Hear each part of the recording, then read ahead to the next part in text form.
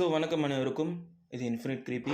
இந்த நிகழ்ச்சியில் நம்ம இந்த அர்பன் லெஜெண்ட்ஸ், க்ரீப்பி பாஸ்டா, திகில் கதைகள் இதை பற்றிலாம் பார்த்துட்ருக்கோம்.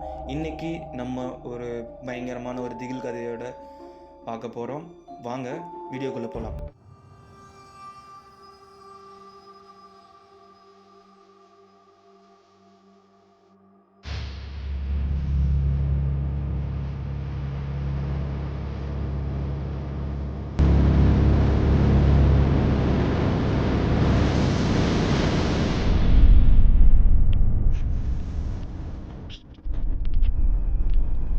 வருஷம் 2016.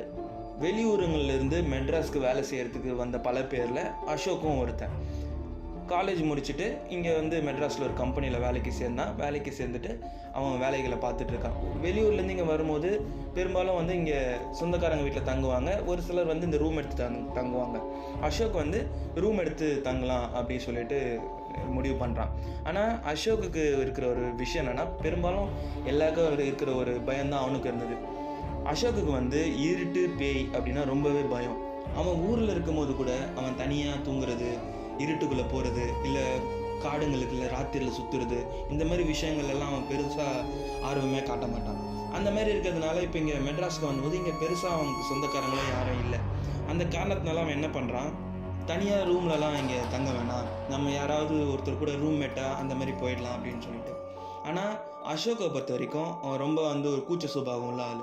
வாண்டடாக நம்மளே போய் எப்படி ஒருத்தவங்ககிட்ட இதை பற்றி கேட்குறது அப்படி யோசிச்சுட்டே இருக்கும்போது ஒருத்தர் கூட கொஞ்சம் பழக்கமாயிட்டு அவர் அவங்ககிட்ட கொஞ்சம் நல்லா பேசுகிறாரு. அவர் பேசும்போது நான் தனியாக தான் இருக்கேன் அப்படின்ற மாதிரி சொல்லும்போது, நான் அவங்க கூட ரூம் ஷேர் பண்ணிக்கலாமா அப்படின்னு அவன் கேட்டுட்டு அவரும் ஓகே சொல்கிறாரு. சரி, அவர் கூட சேர்ந்து அந்த ரூமை அவன் ஷேர் பண்ணிக்கிறான். பெரும்பாலும் எல்லா நாளும் இப்போ ஆஃபீஸில் தான் இருக்க போகிறான். நைட்டு தூங்குறதுக்கு மட்டும்தான் அவன் ரூமுக்கு போகிற மாதிரி இருக்கும். சாட்டர்டே சண்டேல பெரும்பாலும் அவன் ஒன்று ஊருக்கு போயிடுவான், இல்லைனா இங்கேயே வேறு ஏதாவது சினிமா ஏதாவது போகிறது, அந்த மாதிரி தான் அவனோட நாட்கள் ஓடிட்டுருக்கு. இப்படி போயிட்டே இருக்கும்போது ஒரு நாள் என்ன ஆகுதுன்னா, அந்த ரூம்மேட் ஒரு 10 நாள் ஊருக்கு போய் ஆக வேண்டிய ஒரு கட்டாயம் வருது. இதை இவ அசோக் கிட்ட சொல்லும் போது அசோக்குக்கு ரொம்ப ஒரு பயம். இதுதான் ஒரு பிரச்சனையாக நிற்குது. திடீர்னு நீங்கள் இவர் போகிறதுனால ராத்திரி நம்ம தனியாக தூங்கணுமே அப்படின்னு சொல்லிட்டு அது ஒரு நெருக்கடியாக அவனுக்கு நிற்கிது. அவர் இந்த மாதிரி நான் ஒரு 10 நாளில் வந்துடுறேன் அப்படின்னு சொல்லிட்டு அவர் கிளம்பி போயிட்டார். இவனுக்கு கூச்ச சுபாவம் ப்ளஸ் யார்கிட்டையும் அவ்வளோவா பேசி பழக்கம் இல்லாததுனால யார்கிட்ட போய் என்னன்னு கேட்குறது, எப்படி ராத்திரி எங்கே போய் தங்குறது அப்படின்ற மாதிரி அவனுக்கு அந்த மைண்ட் செட்டில் இருக்கிறதுனால என்ன பண்ணுறதுன்னு தெரியல. சரி, ஓகே, என்ன இப்போது தனியாக தானே அட்ஜஸ்ட் பண்ணி படுத்துக்கலாம் அப்படின்னு சொல்லிட்டு அவன் தனியாக நம்ம தூங்கலாம் அப்படின்னு முடிவு பண்ணிவிட்டு அவன் அன்றைக்கி ராத்திரி ரூமுக்கு போகிறான். ஆனால் நிம்மதியாக அவனால் ராத்திரி தூங்கவே முடியல. ஏன்னா அவனுக்கு இருக்கிற பயத்தினால ஒரு சின்ன சத்தம் கேட்டாலே அவன் அப்படியே தூக்கத்துலேருந்து ஏஞ்சிக்கிறான். ஒரு அரை தூக்கத்தில் தான் இருக்கான். ஒரு ஃபேன் ஓடுற சத்தம், அப்புறம் இந்த கேலண்டர் ஆடுற சத்தம், அப்புறம் எங்கேயோ ஒரு நாய் கத்துது, இல்லை வண்டி ஏதாவது போகுது, இந்த மாதிரி சத்தம்லாம் அவனை டிஸ்டர்ப் ரொம்ப பண்ணுது. அவனால் சரியாக தூங்கவே முடியல. அப்புறம் கண்ணை மூடி கொஞ்சம் அவனை ஆழ்ந்த தூக்கத்தில் போகலான்னு போகும்போது யாரோ அவனை ரூம்லேருந்து பார்க்குற மாதிரியே இருக்குது. திடீர்னு சத்தம் கேட்குது, நடந்து வர மாதிரி கேட்குது.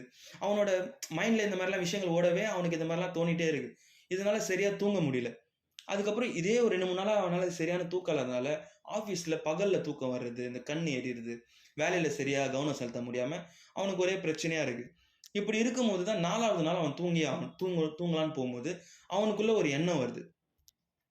அதாவது இப்போது நம்ம எதுக்கு முதல்ல பேய்னா பயப்படுறோம்? இப்போ இந்த உலகத்தில் ஒரு நாளைக்கு எத்தனையோ பேரை கொலைலாம் பண்ணுறாங்க. அப்படி செத்து போகிறவங்கலாம் பேயாக தன்னை கொன்னவங்களை சாவடிக்கணும்ல. அப்படி யாரையுமே சாவடித்த மாதிரி இது வரைக்கும் நம்ம எங்கேயாவது கேள்விப்பட்டிருக்கோமா? அப்படிலாம் சாவடிக்காத பேய் நம்மளை மட்டும் ஏன் கிட்ட வரணும்? நம்மளை பார்க்க ஏன் வரணும்? நம்மளை ஏன் பயமுறுத்தணும்? நம்ம ஏன் பேய்க்கு பயப்படணும்?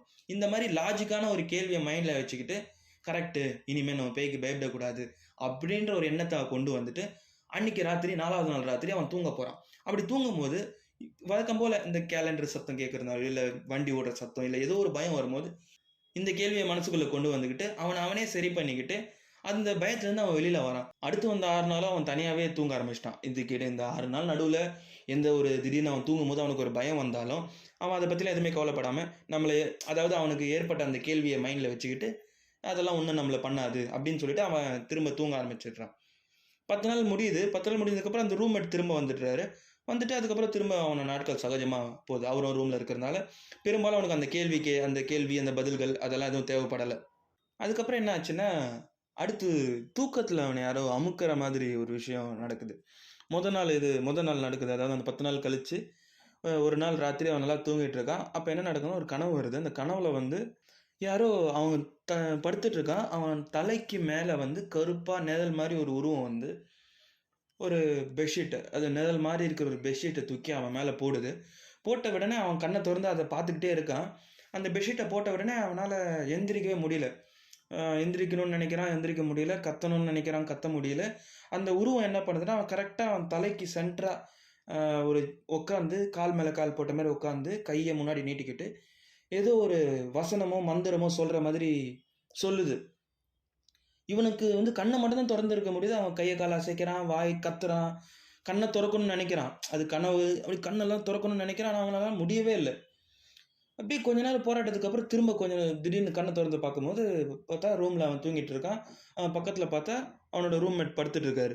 அவன் கொஞ்சம் ரிலாக்ஸ் ஆகிட்டு அதுக்கப்புறம் யோசிக்கிறான், ஓ கனவா இப்போ வந்தது அப்படின்னு சொல்லிட்டு. இருந்தாலும் அவனால் அது கனவுன்னு நம்பவே முடியல. ஏன்னா நான் கண்ணை திறந்து பார்த்துட்டு இருந்தேன். இதுவும் என் தலைக்கு மேலே ஒரு நிழல் இருந்தது. என்ன அப்படியே ஏதோ பெட்ஷீட் மாதிரி போட்டு மூடிச்சு, ஏதோ மந்திரம்லாம் சொல்லிச்சு. அவனுக்கு அப்படியே அது கண்ணு முன்னாடி நடந்த மாதிரி அப்படியே இருக்கிறதுனால அவனால் அது கனவாக ஏற்றுக்கவே முடியல.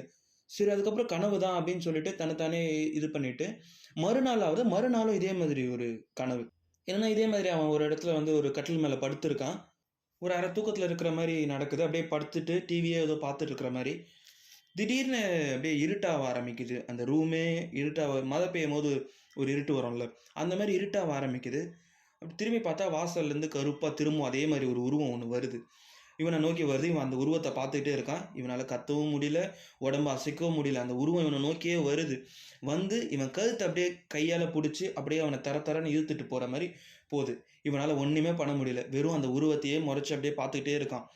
வெளியில் போனால் அதாவது ஒரு ரூம்லேருந்து இன்னொரு ரூமுக்கு அவனை தரன்னு யாரோ இழுத்துட்டு போகிறாங்க. அப்படி போகும்போது அந்த ரூமுக்குள்ளே போகும்போது அவனோட லைட்டாக பார்க்குறான். அந்த ரூம் வாசலில் யாரோ ஒருத்தங்க அப்படியே ஒரு லேடி மாதிரி கையை காலை மடக்கிட்டு உக்காண்டிருக்கிற மாதிரி ஒரு உருவம் நிழலில் தெரியுது. கீழே வந்து ஒரு குழந்தை மாதிரி இருக்கிற ஒரு உருவம் வந்து லெஃப்ட்டு ரைட்டு ஓடிக்கிட்டே இருக்குது. இவனை தூக்கிட்டு போகிற அந்த உருவம் என்ன பண்ணுது, அந்த குழந்தைகிட்டையும் அந்த உட்காண்டிருக்கிற நிழல்கிட்டையும் கூப்பிட்டு போகும்போது ஒரு பேய் முகம் அவன் கிட்ட வந்தோடனே திரும்ப அதே மாதிரி அடித்து கண்ணெல்லாம் இது பண்ணி எழுந்திரிச்சு பார்த்தா திரும்பவும் கனவா, எனக்கு இது கனவு மாதிரியே தெரியலையே, இது ரொம்ப பயமாக இருக்கே அப்படின்னு சொல்லிட்டு அவங்க ரூம்மேட் கிட்ட இதை பற்றி சொல்கிறான். அண்ணா இந்த மாதிரி வந்து ரூமில் 2 நாளாக இதே மாதிரி எனக்கு இருக்குது, யாரோ என்னை தூக்கத்தில் அமுக்குறாங்க, அப்படி இங்கே ஏதோ பேய் இருக்குது, அமானுஷம்லாம் இருக்குது அப்படின்னு அந்த ரூம்மேட் கிட்ட சொல்லும்போது அந்த ரூம்மேட் என்ன சொல்கிறாருன்னா, இந்த ரூமில் நான் 10 வருஷமாக இருக்கேன், இது வரைக்கும் எனக்கு இந்த மாதிரி ஒரு விஷயம் நடந்ததே இல்லை. இந்த தூக்கத்தில் அமுக்கிறதுன்றது வந்து அது வந்து பேய் விஷயம் கிடையாது. அது வந்து நரம்பு தொடர்புடைய ஒரு விஷயம். அதாவது இந்த தூக்கத்தில் வந்து இந்த நரம்புகள் செயல்பாடில் ஏதோ ஒரு பிரச்சனை இருந்தாலும் நம்மளால் கண் திறக்க முடியாமல், கை கால் இழுக்க முடியாமல், அதாவது கை காலை அசைக்க முடியாமல், கண்ணை திறக்க முடியாமல் இருக்கிறது வந்து ஒரு நரம்பு பிரச்சனை. அதை வந்து முதல்லலாம் வந்து இந்த பேய் அமுக்கிறதுனால தான் நடக்குதுன்னு சொல்லுவாங்க. இது வந்து ஸ்லீப்பிங் பேரலைஸ் அப்படின்னு சொல்லுவாங்கன்னு சொல்லிட்டு அந்த ரூம்மேட் சொல்கிறாரு. இவனுக்கு வந்து அது கேட்டவுடனே இது உண்மையாக இருக்குமோ அப்படின்னு சொல்லிட்டு இந்த நெட்டில் போய்ட்டு இந்த ஸ்லீப்பிங் பேரலைஸ் அப்படின்னு சொல்லிட்டு போட்டு பார்க்குறான். அந்த ரூம்மேட் சொன்ன மாதிரி விஷயங்கள் தான் வருது. அது வந்து ஏதோ நரம்பு தொடர்பான ஒரு விஷயம், அதனால தான் அப்படி நடக்குது அப்படின்னு வரும்போது அவன் மனசு ஒரு சின்ன ஒரு ஆறுதல் அடையுது திரும்பவும். அப்போ இதுவும் வந்து பேயால் நடக்கலை, நம்மளோட நரம்பு பிரச்சனை ஏதோ ஒன்றால், சரியான தூக்கம் இல்லாததுனால ஏதோ ஒரு காரணத்தினால நமக்கு இது நடக்குது. அப்போ இது காரணமும் பேய் இல்லை, நம்ம தான் தேவையில்லாமல் பயப்படுறோன்னு சொல்லிட்டு இந்த மாதிரி விஷயங்களால் பேய் மேலே இருக்கிற பயம் குறைஞ்சி பேயின்னு ஒன்று இல்லவே இல்லை, நம்மளை ஏமாற்றிக்கிறோம் அப்படின்னு சொல்லிட்டு அவனோட அந்த பேய் இல்லை, இனிமேல் நான் பயப்பட மாட்டேன், பேய்க்கு நான் பயப்பட மாட்டேன், இருட்டுக்கெல்லாம் பயப்பட மாட்டேன், தனியாலாம் இருப்பேன் அப்படின்னு சொல்லிட்டு அவன் அதை வளர்த்துக்க ஆரம்பிச்சுட்டே போகிறான். இது நாளடைவில் வளர அவனுக்கு என்ன ஆகுதுன்னா, இந்த பேய் தொடர்பான விஷயங்களில் கொஞ்சம் ஆர்வம் அதிகமாக காட்டுறான். அதாவது இந்த பேயை கம்யூனிகேட் பண்ணலாம், பேய்கிட்ட நம்ம பேசலாம் அப்படின்லாம் சொல்கிறாங்களே அப்படின்னு சொல்லிட்டு அந்த விஷயங்களில் கொஞ்சம் எக்ஸ்ட்ரா ஆர்வத்தை அவன் காட்டுறான். அப்படி காட்டும்போது ஒரு சில விஷயங்கள் அவனுக்கு தெரிய வருது. இந்த ஓஜா போர்ட், அப்புறம் இந்த டெவில் சம்மன், இதெல்லாம் அவனுக்கு தெரிய வருது. சரி ஓகே, இதையும் நம்ம ட்ரை பண்ணி பார்க்கலாம் அப்படின்னு சொல்லிட்டு நெட்டில் இந்த ஓஜா போர்டை வந்து ஆர்டர் பண்ணுறான். ஆர்டர் பண்ணி திரும்பவும் அவனோட அந்த ரூம்மேட் வந்து ஊருக்கு போகிற மாதிரி இருக்குது. தனியாக இவன் மட்டும் என்ன பண்ணுறான், அந்த ரூமில் அந்த ஓஜா போர்டை வச்சு அந்த காயின்லாம் வச்சு அதில் அந்த ரூல்ஸ்லாம் கொடுத்துருக்காங்க. அந்த பாக்ஸில் வரும்போது அதில் போட்டிருக்கபடி இப்படி தான் இதை பேசணும், இப்படி தான் யூஸ் பண்ணணும், அந்த மாதிரி விஷயங்கள்லாம் போட்டிருக்கு. அதெல்லாம் பார்த்து அதுபடி யூஸ் பண்ணுறான். ஆனால் எந்த காயினும் நான் வரல, அவங்ககிட்ட யாரும் பேசலை. அவன் வந்து இங்கே யாராவது இருக்கீங்களா, இங்கே யாராவது இருந்தால் இப்போ எனக்கு ரெஸ்பாண்ட் பண்ணுங்க, இந்த மாதிரிலாம் அவன் கேள்வி கேட்குறான். ஆனால் எந்த ஒரு பதிலும் அவனுக்கு கிடைக்கல. இது வந்து அவனுக்கு இன்னும் வந்து ஒரு பலத்தை கொடுக்குது. நம்ம இவ்வளோ நாளாக முட்டாளாக இருந்திருக்கோம், இதெல்லாம் சொல்லி நம்மளை ஏமாற்றிருக்காங்க அப்படின்னு சொல்லி அவனுக்கு வந்து அந்த பலம், அதாவது தனியாக இருக்கிறதுக்கான அந்த தைரியம் வந்து ரொம்ப அதிகமாகுது. இனிமே வந்து நான் பேய்க்கு பயப்படவே மாட்டேன். யாராவது வந்து என்கிட்ட பேய் கதை சொன்னாலோ, இல்லை அவங்களுக்கு பேய் பயம் இருக்குன்னு சொன்னாலோ, நான் அவங்ககிட்ட இதெல்லாம் சொல்லி அவங்களோட பயத்தெல்லாம் சரி பண்ணுவேன். அந்த மாதிரி ஒரு மைண்ட் செட்டில் அவன் வந்துட்டான். அதாவது இந்த விஷயத்தை பொறுத்த வரைக்கும் பேய்ன்ற டாபிக் வந்தா. அப்புறம் வந்து அடுத்ததா ஏதாவது ஒரு விஷயத்த வந்து நம்ம இந்த மாதிரி எதுவுமே நடக்குதான்னு செக் பண்ணணும்னு சொல்லிட்டு, இந்த டெவில சமன் பண்ணுறது அப்படின்னு சொல்லிட்டு ஒரு விஷயத்த திரும்ப நெட்டில் அதே மாதிரி சர்ச் பண்ணி பார்க்கும்போது பார்க்குறான். ஆனால் அதை வந்து இருக்கிற இடத்துல பண்ண முடியாது. அது வந்து ஒரு பாழடைஞ்ச வீட்டில் அது ஒரு தரையில் ஒரு வட்டம் போட்டு, ஒரு ஸ்டார் போட்டு, சுற்றி கேண்டில் வச்சு, அதுக்கு சில ரிச்சுவல்ஸ்லாம் போட்டிருக்காங்க. இதெல்லாம் வந்து நோட் பண்ணி வச்சிருக்கான். இதெல்லாம் நம்ம பண்ணணும், அதெல்லாம் பண்ணலாம் அப்படின்னு சொல்லிட்டு ஒரு ஆர்வக் கோளாறுல அவன் இதை பண்ண போறான். ஆனா, அவன் எடுத்ததிலே தப்பான முடிவு அதுதான். அடுத்த வீடியோல பார்க்கலாம். சென்று வருகிறேன். டாடா.